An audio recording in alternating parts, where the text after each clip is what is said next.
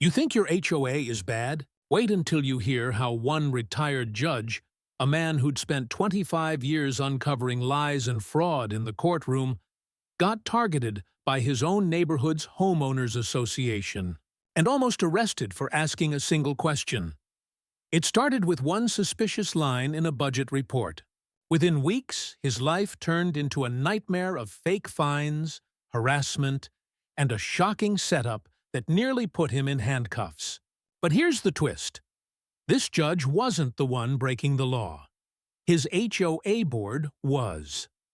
What he uncovered next exposed a secret money funnel, a fake company, and a conspiracy that would make any crime thriller look tame.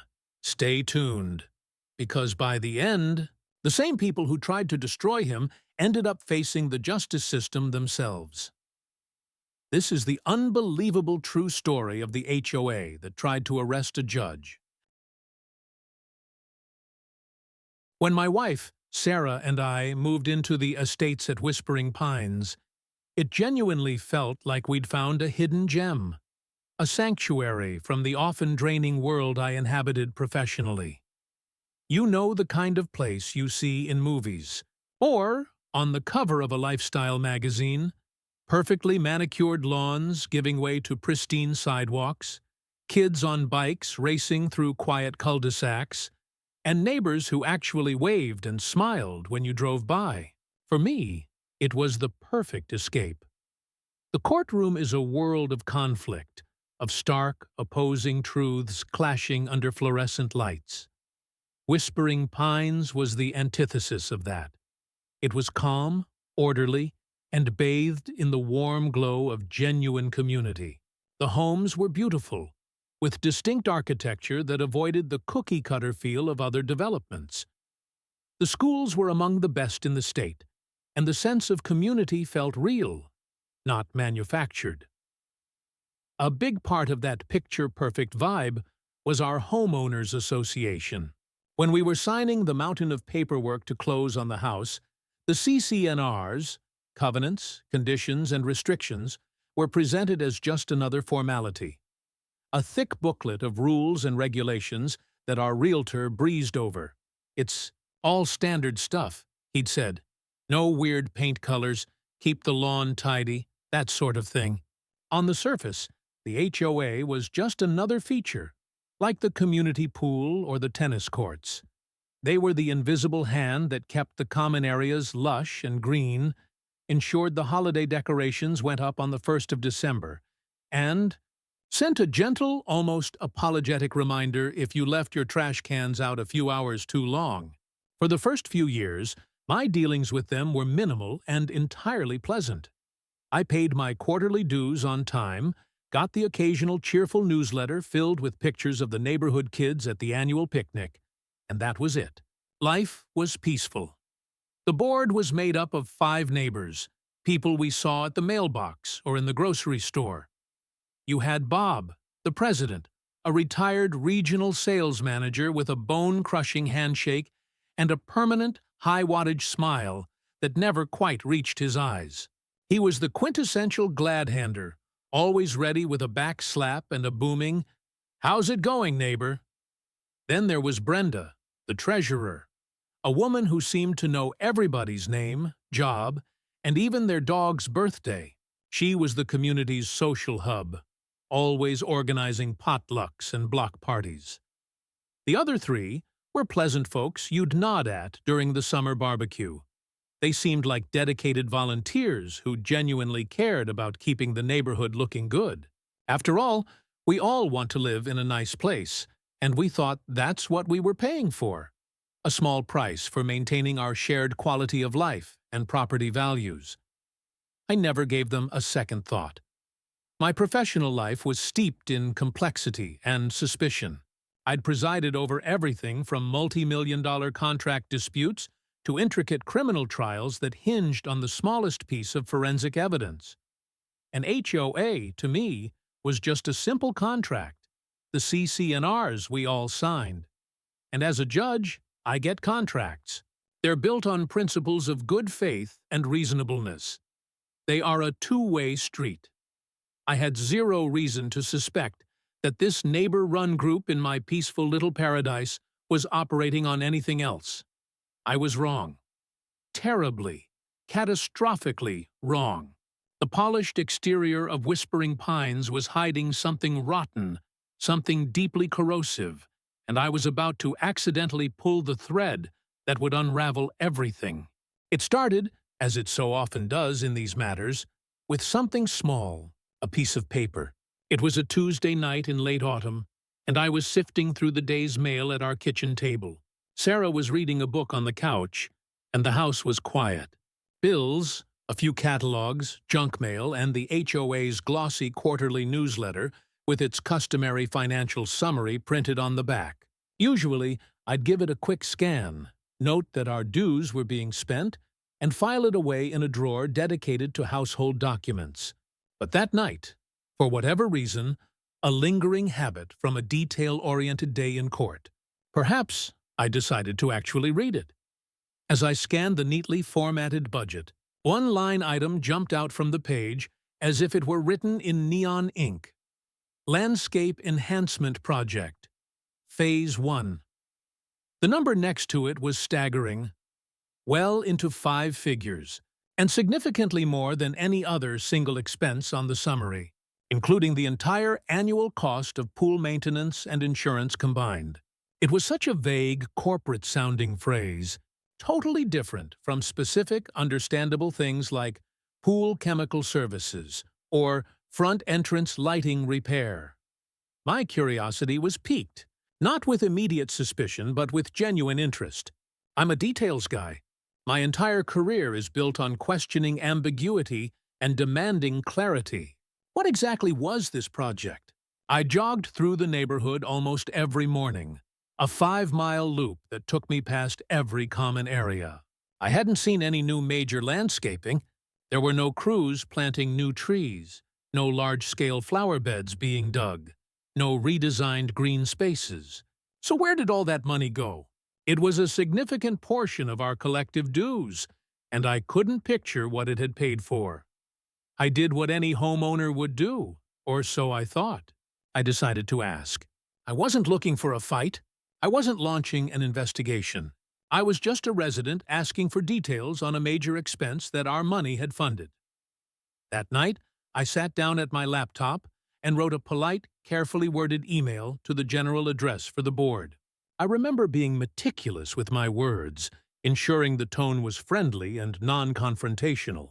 I was a neighbor asking a question, not a judge issuing a summons. Dear HOA board members, I wrote, hope you're all doing well. I was looking over the recent financial summary you sent out and had a quick question about the Landscape Enhancement Project. It's a pretty substantial line item, and I was just curious if you could share a few more details on what it involved. I hadn't noticed any new work myself and was interested to learn about the improvements being made. Thanks for your time and all the hard work you do for the community. I hit send, closed my laptop, and forgot about it. I figured I'd get a simple, friendly reply from Brenda, the treasurer, in a day or two. I imagined a great question, followed by an explanation, maybe with an invoice attached for the sake of transparency. A simple answer to a simple question. The response I got a week later wasn't from Brenda, and it wasn't an email. It was a formal letter, printed on heavy bond paper with the official HOA letterhead, from Bob, the president. The tone was anything but friendly. It was curt, dismissive, and dripping with defensive arrogance. It didn't answer my question at all. Instead, it stated that the board had the sole discretion to approve, manage, and execute all community projects, and to select the vendors for such projects. It subtly but unmistakably painted my simple inquiry as some kind of challenge to their authority, a questioning of their judgment. The closing line was what sent a genuine chill down my spine. We trust this clarifies the board's position on the matter, and we now consider this matter closed. I read the letter twice, then a third time. Was this a joke? This was the administrative equivalent of a brick wall. It was like asking a waiter for the soup of the day and being told that the chef's decisions are final and not to be questioned. It didn't just ignore my question, it scolded me for having the audacity to ask it. That's when a little alarm bell, honed by years on the bench, started ringing softly in the back of my head. In my courtroom, I see this exact behavior all the time. It's what people do when they have something to hide. They don't answer the question. They attack the questioner. They deflect. They obfuscate. And they hide behind rules, procedure, and authority. They considered the matter closed. For me, it was just beginning. That dismissive letter was a colossal mistake on their part. It was a clear tactical error, designed to shut me up and put me in my place. But instead of intimidating me, it activated 2 decades of professional training.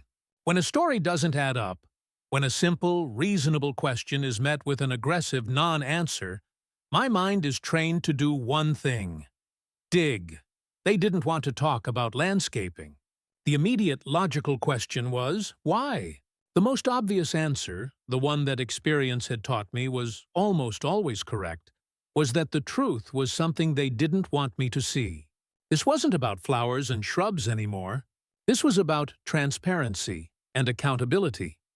The first thing I did was go to the filing cabinet where we kept our house documents. I pulled out my copy of the HOA's governing documents, the thick packet I'd barely glanced at years ago. I spent the next few nights on the couch with a highlighter and a legal pad, poring over the CC&Rs, the bylaws, and our state's property and condominium laws regarding homeowners associations. A lot of people treat these documents like a software update. They just click agree without reading the terms and conditions. But they are legally binding contracts. It's absolutely vital to know your rights and their obligations. The documents were clear, written in dense but unambiguous legalese. As a homeowner and a paying member of the association, I had the right to inspect the detailed financial records, not just the glossy, high-level summary they mailed out. This right explicitly included access to invoices, signed contracts, and bank statements. Their attempt to shut me down with that condescending letter wasn't just rude. It was a clear and demonstrable violation of their own rules and the state laws that governed them. So I escalated, but I did it strictly by the book. I wasn't going to get into an email shouting match. I drafted a second, more formal letter. In it, I politely but firmly cited the specific articles in the bylaws and the relevant state statutes that guaranteed my right to inspect their records. I formally requested to schedule a time to review all invoices, contracts, and related financial documents pertaining to any and all landscaping services for the past fiscal year. This time, I sent it via certified mail with return receipt requested. This was no longer just a curious email.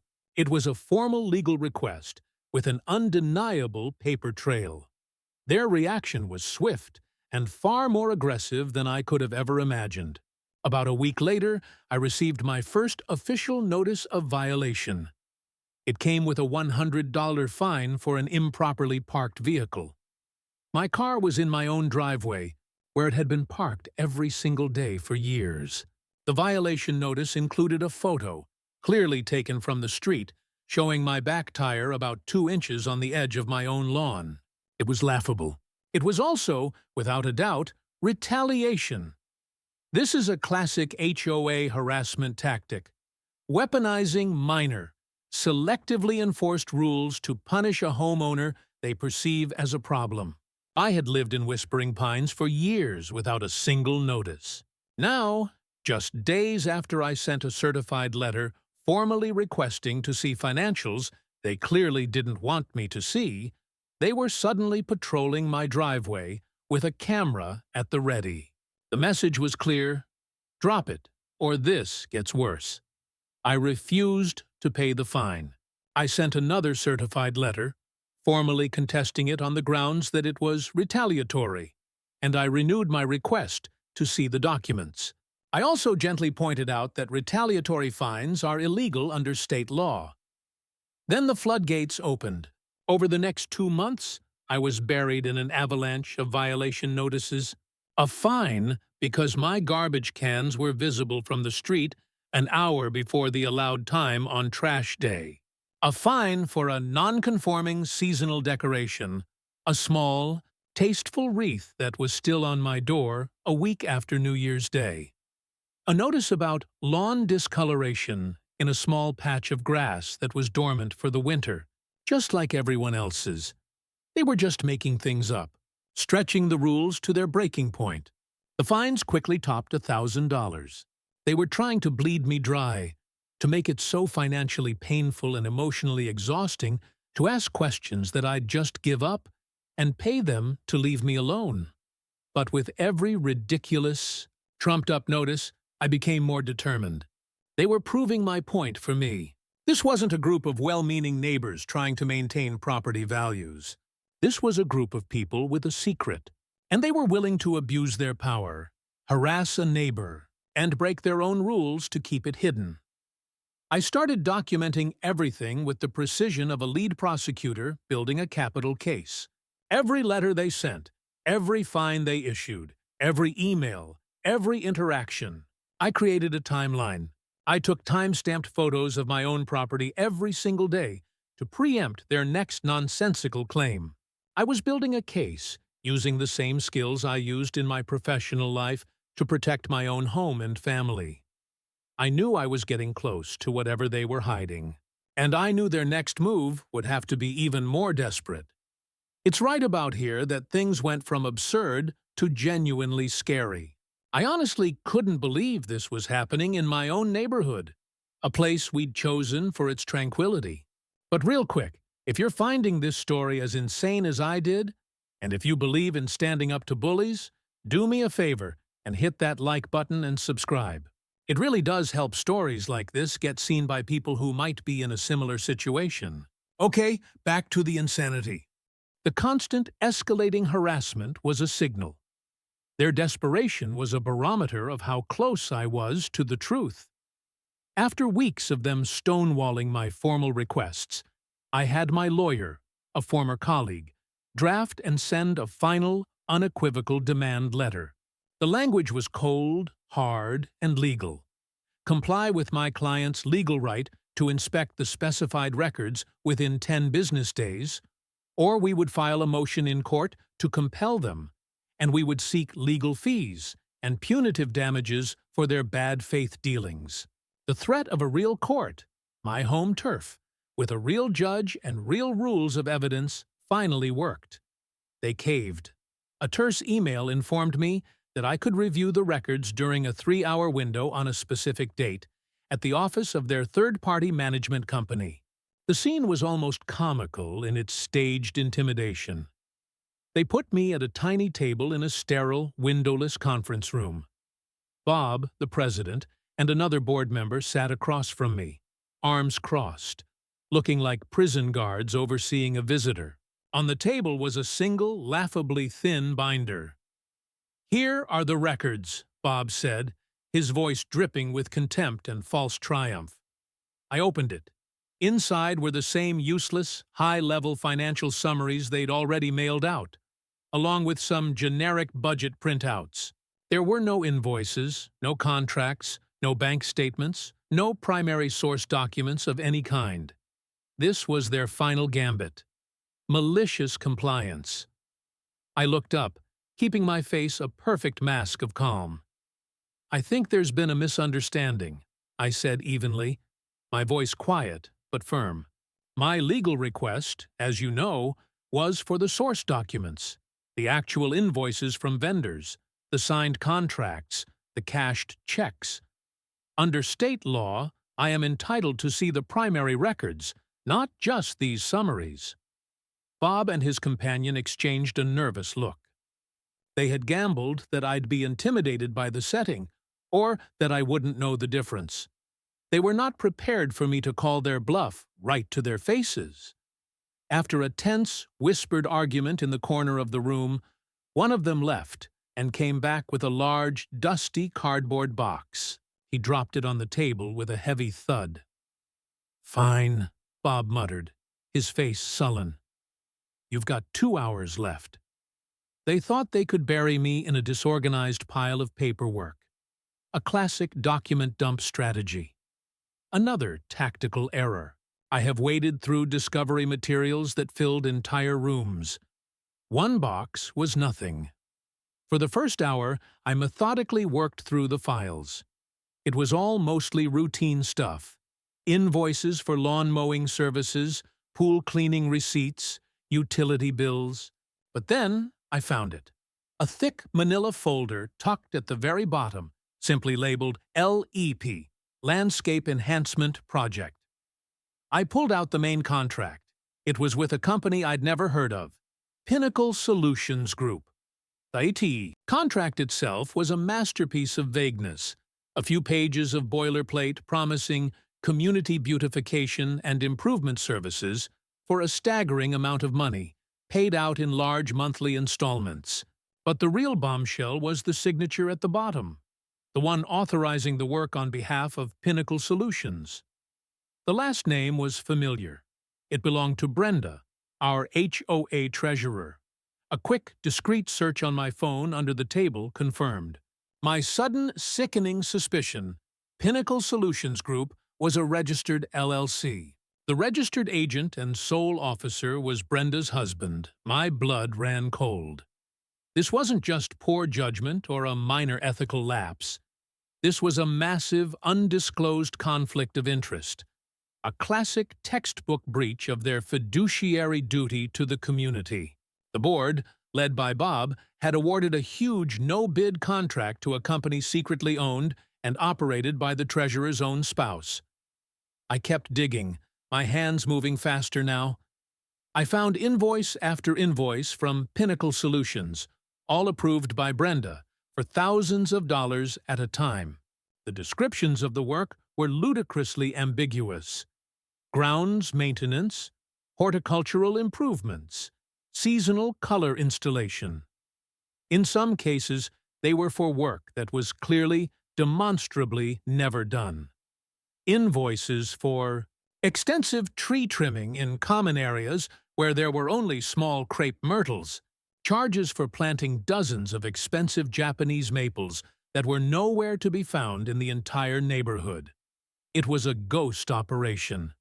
They were billing the HOA for phantom work, and Brenda was on the inside, approving every single payment to her husband's company.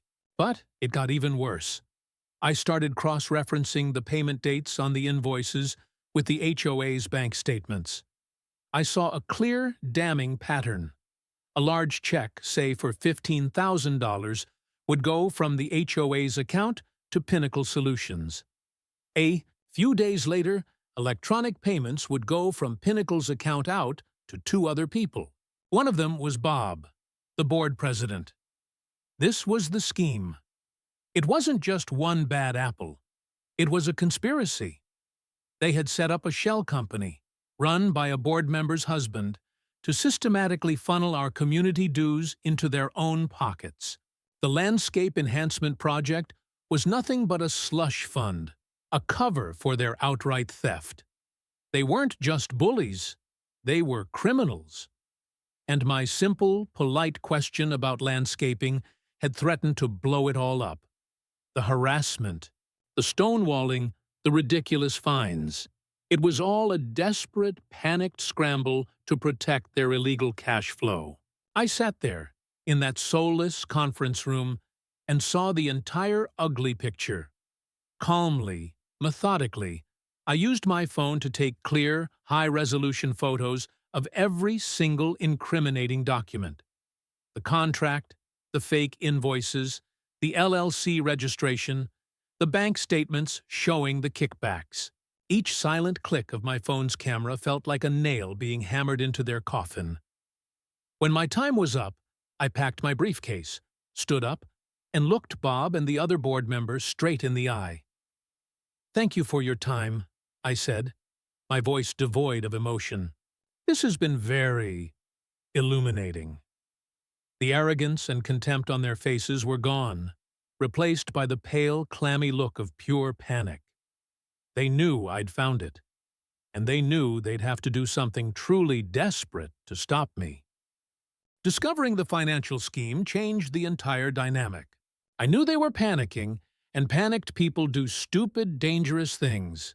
I expected more fines, maybe some nasty anonymous letters. I never dreamed they'd try to have me put in handcuffs.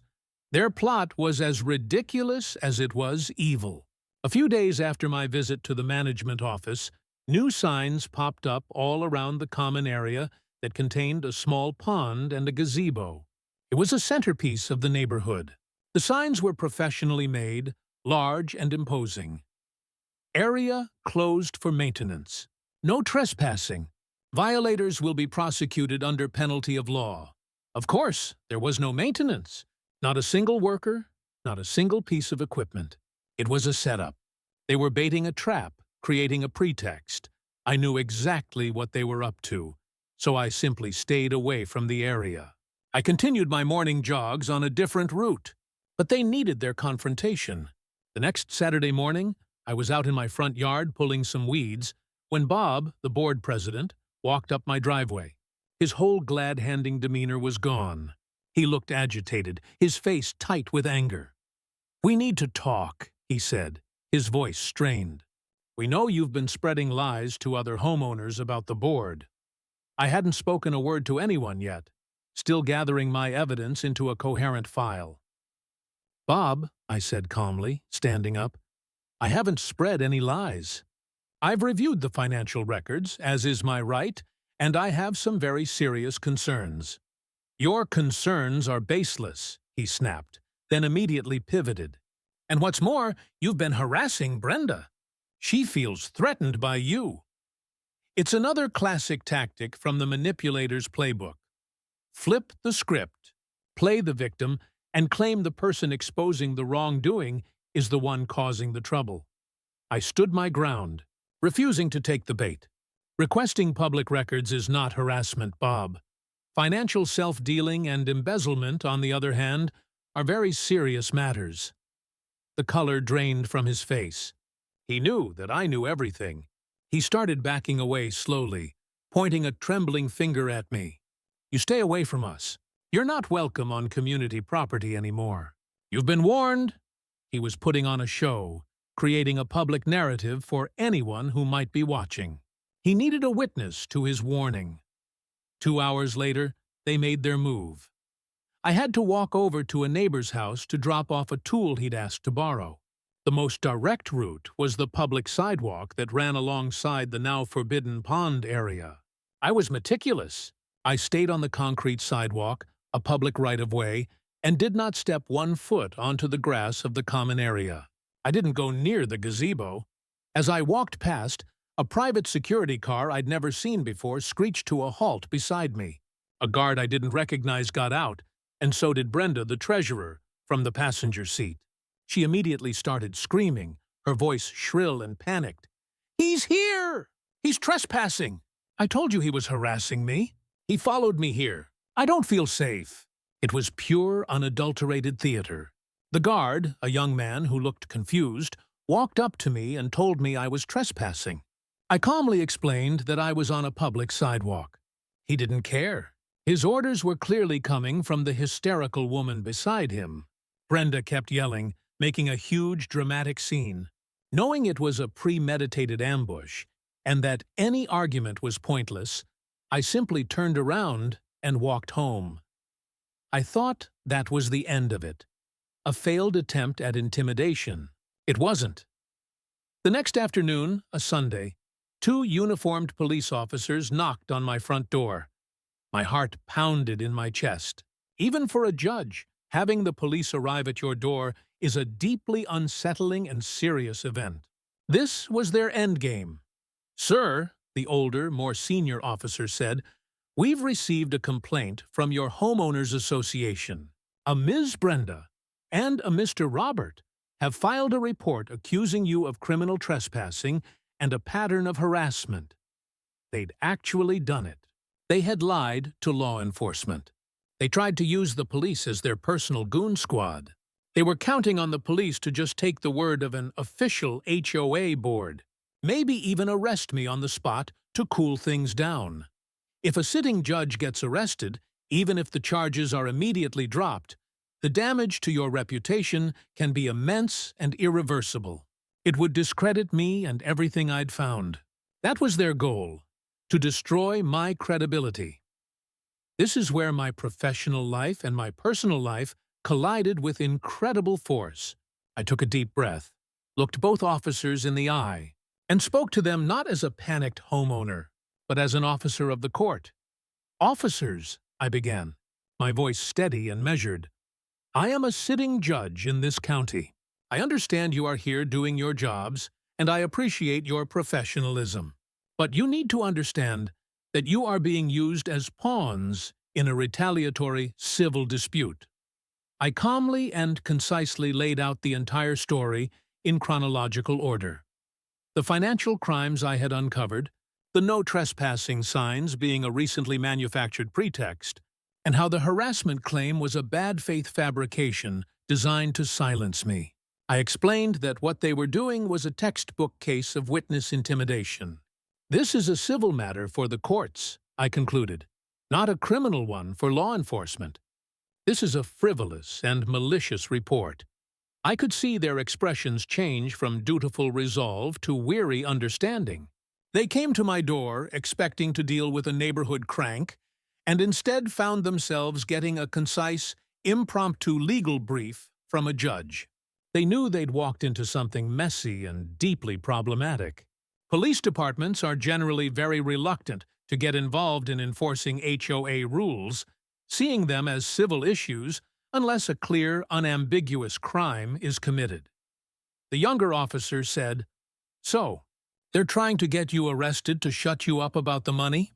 "Precisely," I replied. "And I have the evidence binder to prove not only the financial misconduct, but their campaign of harassment against me." They were professional and reasonable. They understood immediately. The senior officer nodded. "All right, Judge. This is clearly a civil issue. We'll document it as such in our report. I'd suggest you handle this in court." As they left, the immense relief I felt was quickly replaced by a cold, hard anger. The board hadn't just crossed a line. They had tried to weaponize the very justice system I served in to destroy my life and cover up their crimes. They had failed. And now it was my turn. They had played their final desperate card, and it failed spectacularly. The gloves were off. The very next day, I handed my entire, meticulously organized file to my attorney. The color-coded binder contained everything. The photos of the contracts and invoices, the spreadsheet logging every harassing fine, the certified mail receipts, and, most importantly, the police report number from their failed stunt. My lawyer, a man not easily impressed, just shook his head in disbelief as he flipped through the pages. "They did all this? To a judge?" he said, a grim smile on his face. "Their arrogance is exceeded only by their stupidity." Our first move was to go on the offensive. We filed a comprehensive lawsuit against the HOA as an entity and against Bob, Brenda, and the other complicit board members as individuals. The suit alleged breach of fiduciary duty, fraud, abuse of process for filing a false police report, and intentional infliction of emotional distress. We also immediately filed for a temporary restraining order to legally bar them from issuing any more fines or having any contact with me or my family. The second, and far more powerful move, was to go to the court of public opinion, our neighbors. I spent the entire weekend drafting a clear, factual, and damning summary of what I had found.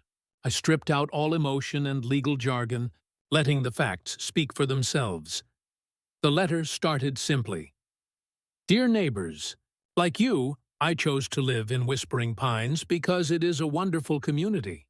And like you, I have paid my HOA dues faithfully, with the expectation that they would be used for the betterment of our neighborhood. I am writing to you today because I have uncovered incontrovertible evidence that this has not been the case. I laid it all out. The no-bid contract awarded to the treasurer's husband's shell company, the invoices for work that was never done, and the total amount of money that appeared to be missing from our accounts. I attached clear copies of the key evidence, the LLC registration, a particularly egregious phantom invoice, and a simplified diagram showing the flow of money. I then detailed their campaign of harassment and the final, desperate act of calling the police on me with a false report.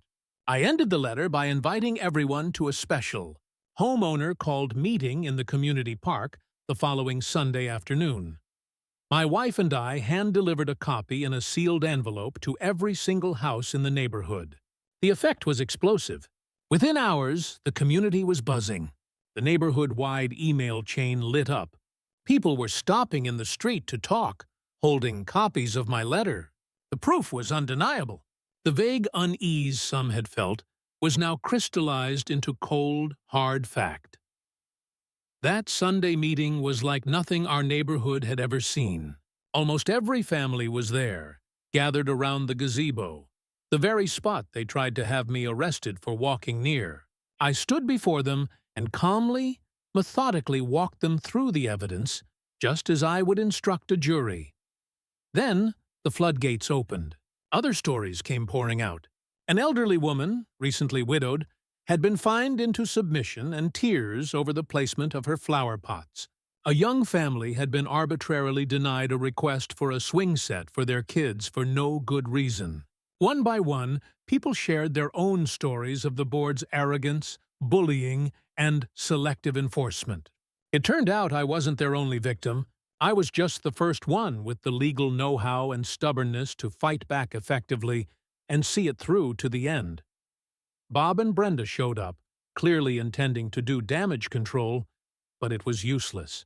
Their usual bluster and smiles failed them. The crowd of 100 angry neighbors, armed with facts and their own bitter experiences, wasn't having it. Faced with the community they were supposed to serve, their authority just evaporated. The community was united. In the weeks that followed, the legal pressure worked its magic. The court granted a permanent injunction, and a recall petition with signatures from over 80% of the homeowners forced the entire board to resign in disgrace. An interim board of concerned homeowners immediately commissioned a full forensic audit. It confirmed everything I had found, and more. The final report was turned over to the district attorney's office, and criminal charges were eventually filed against Bob and Brenda for fraud and embezzlement. They tried to get me arrested, and in the end, they were the ones facing the full weight of the criminal justice system. With a new, transparent board, our community was overhauled. We put in new rules for governance, made all financial records easily and publicly accessible online, and implemented a mandatory competitive bidding process for all contracts over a certain amount. The cloud of intimidation that had hung over our neighborhood was gone.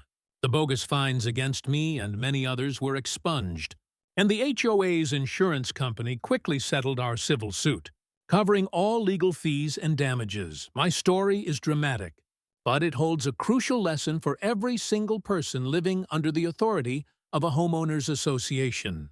HOA boards wield a surprising amount of power, and that unchecked power can easily be abused by those who crave control or personal gain. They thought they could bully me, fine me, and threaten me into silence. They counted on me being too busy, too tired, or too intimidated to fight back. But they forgot one fundamental thing. Knowledge is power. Your HOA's governing documents aren't just a list of rules. They are your Bill of Rights as a homeowner. Read them, understand them, know what your HOA is required to do, and what you are entitled to. Document every interaction, save every email, and never ever be afraid to ask questions. A reasonable question deserves a reasonable answer. If you get hostility, deflection, or aggression instead, that is a huge red flag. They picked a fight with the wrong person. They assumed I was just another homeowner they could steamroll with officious letters and petty fines. They didn't realize that my entire professional life has been about upholding the law and finding the truth. They tried to make me a victim, but instead, they made me a catalyst for change. Never let anyone make you feel powerless in your own home. I'm sure many of you have your own stories about dealing with out-of-control HOAs. I want to hear them. Share your experience in the comments below.